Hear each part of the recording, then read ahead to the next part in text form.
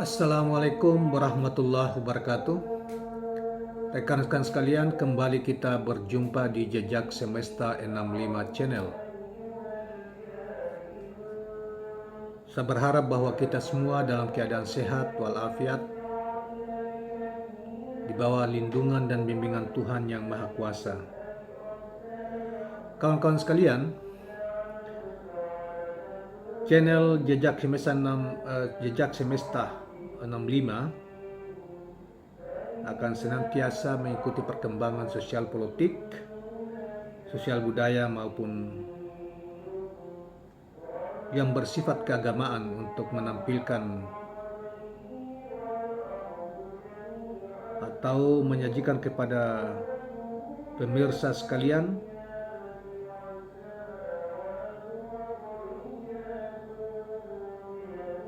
dan kali ini saudara sekalian kita akan menampilkan satu berita yang sangat penting dan menghebohkan menurut saya,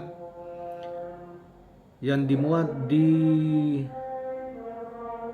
portal Keuangan News di Twitter hari ini atau malam ini. Seorang ahli tata negara, namanya seorang ahli politik hukum tata negara, namanya Dr. Ferry Amsari, membongkar kecurangan pemilu. KPU daerah ditekan untuk loloskan 3 partai baru. Di berita yang lain pada waktu-waktu sebelumnya, 1-2 hari sebelumnya, ketika pengumuman lolosnya KPU Pusat dan Bawaslu mengumumkan kelolosan partai-partai dan sekaligus mengundi nomor undi partai-partai, ada satu partai yang menurut saya hampir tidak masuk akal kalau tidak lolos, yaitu Partai Umat Pak Amin Rais, yang kemudian mereka mencoba untuk menggugat KPU dan ini sedikit demi sedikit kalau fenomena ini sudah mulai terbongkar. Saudara sekalian, sebelum kita membacakan berita tentang ini dari pakar hukum tata negara tersebut,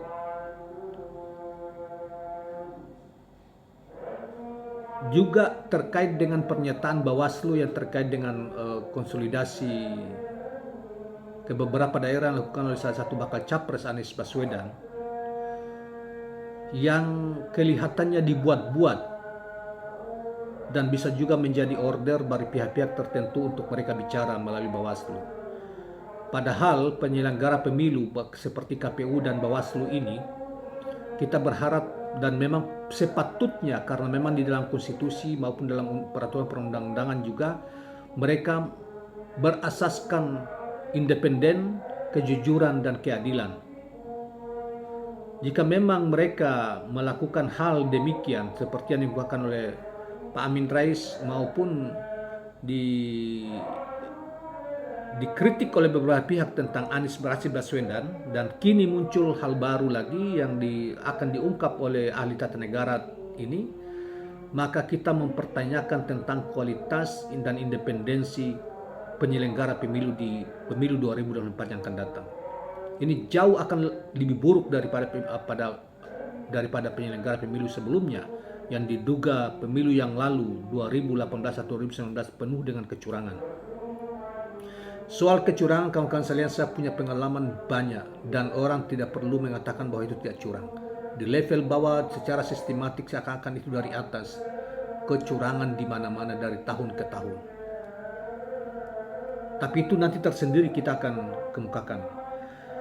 Sekarang ini kita kemukakan juga saudara sekalian, membacakan dulu apa yang disampaikan oleh Dr. Fuad Amsari ini terkait dengan masalah verifikasi partai baru oleh KPU dan diduga meloloskan 3 partai baru dengan penuh dengan tekanan dan kecurangan terhadap level penyelenggara negara di level terbawah atau di bawahnya. Baiklah, kita bacakan berita ini. Pakar hukum tata negara Ferry Amsari membongkar kebusukan verifikasi faktual partai politik peserta pemilu 2024 yang dilakukan oleh Komisi Pemilihan Umum atau KPU.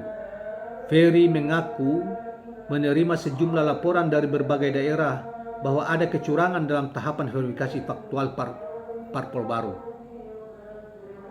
Dia menyebut ada sebuah perintah khusus yang agar 3 partai baru, yakni Partai Gelora, Partai Garuda, dan Partai Kebangkitan Nusantara (PKN) lolos menjadi peserta pemilu. Temuan kita itu terkait dengan 3 partai, yaitu Partai Gelora, Garuda, dan PKN. Semua ada masing-masing kalau dilihat dari telah politis. Temuan kecurangan itu terjadi di Sulawesi Selatan dan Aceh dalam bentuk tekanan terhadap penyelenggaraan pemilu. Ferry menjelaskan bahwa menurut saksi dan bukti, perintah untuk meloloskan ketiga partai tersebut sangat luar biasa. Penyelenggara pemilu di daerah mendapat tekanan dan intimidasi bila tidak menuruti perintah. Luar biasa ya, saudara sekalian. Kita lanjutkan. Tekanan tersebut berupa ancaman kehilangan pekerjaan jika penyelenggara pemilu tidak menurutinya. Tak hanya itu, intimidasi berupa fisik juga diterima oleh para penyelenggara pemilu di daerah yang bertugas melakukan verifikasi faktual. Ada ancaman fisik, bahkan yang mengatakan bahwa siap-siap aja ke rumah sakit. Bayangkan demokrasi kita ada tekanan seperti itu, ucap Ferry selanjutnya. Dosen Universitas Andalas ini mengklaim mengantongi bukti berupa rekaman video perintah untuk melakukan kecurangan.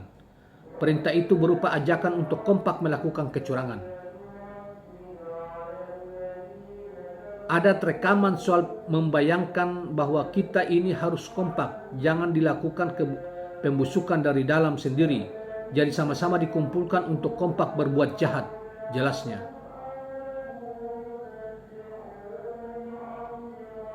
Kemudian selanjutnya dikatakan Ferry mengaku menyimpan data dan bukti ihwal kecurangan tersebut, namun ia enggan membukanya ke publik dengan alasan kerahasiaan dan keselamatan pihak yang memberikan data tersebut. Untuk itu ia mengatakan bahwa dugaan kecurangan ini akan bisa ditindaklanjuti tergantung pada penyelenggaraan pemilu di tingkat daerah yang merasakannya. Tinggal keberanian penyelenggara di daerah, karena seringkali mereka ditekan. Misalnya di KPU daerah ada komisionernya 5, yang 1 ditekan oleh 4 lainnya, terang Ferry.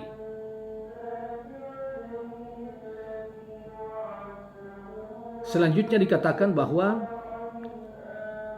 KPU telah menetapkan partai politik peserta pemilu 2004. Terdapat 17 partai nasional termasuk Partai Gelora, Garuda, dan PKN. Dan 6 partai lokal Aceh yang akan mengikuti pemilu. Saudara sekalian,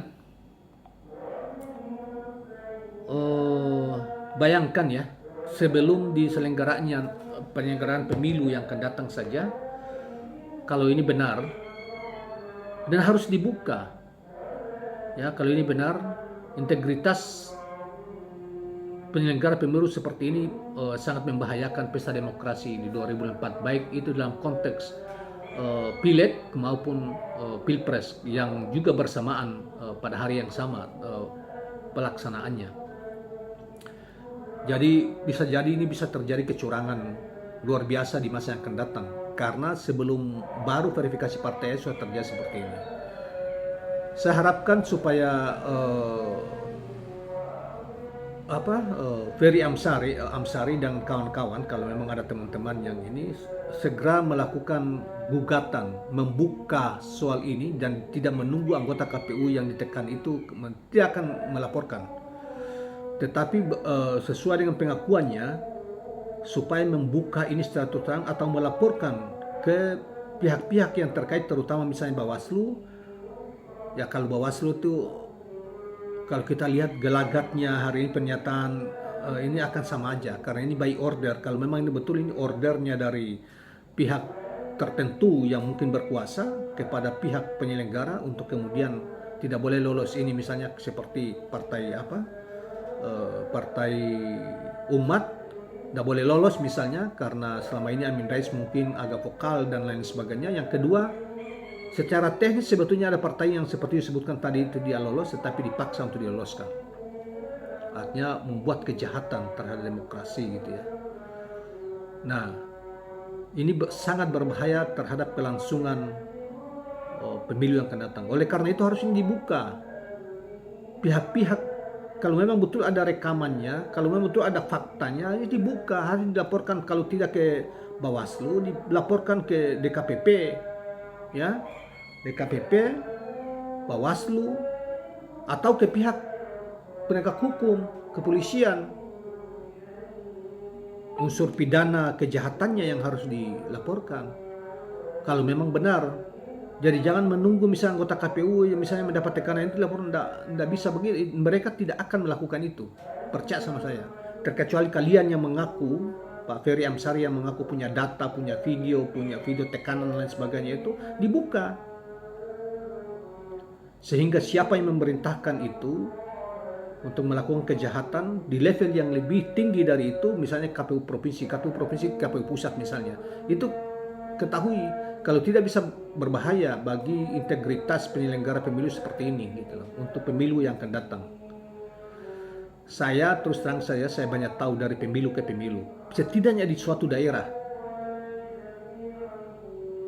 tentang bagaimana pemilu itu para penyelenggara itu melakukan manipulasi. Mereka yang tidak terpilih dibuat terpilih, tentunya dengan iming-iming uang, dengan itu hal yang sudah bukan hal yang bersifat rahasia, cuma kita tidak punya bukti secara langsung.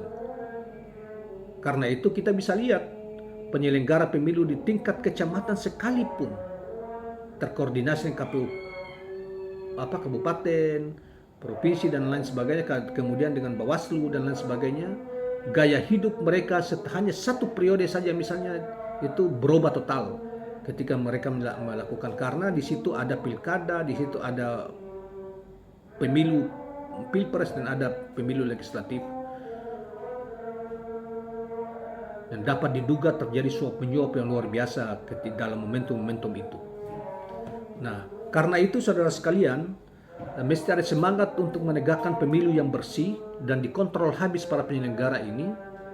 Dan kita minta pihak-pihak terutama seperti Ferry Amsari ini harus membuka ini supaya para penyelenggara sejak awal terkoreksi sehingga segera diganti sebelum semuanya terlanjur rusak pemilu yang akan datang.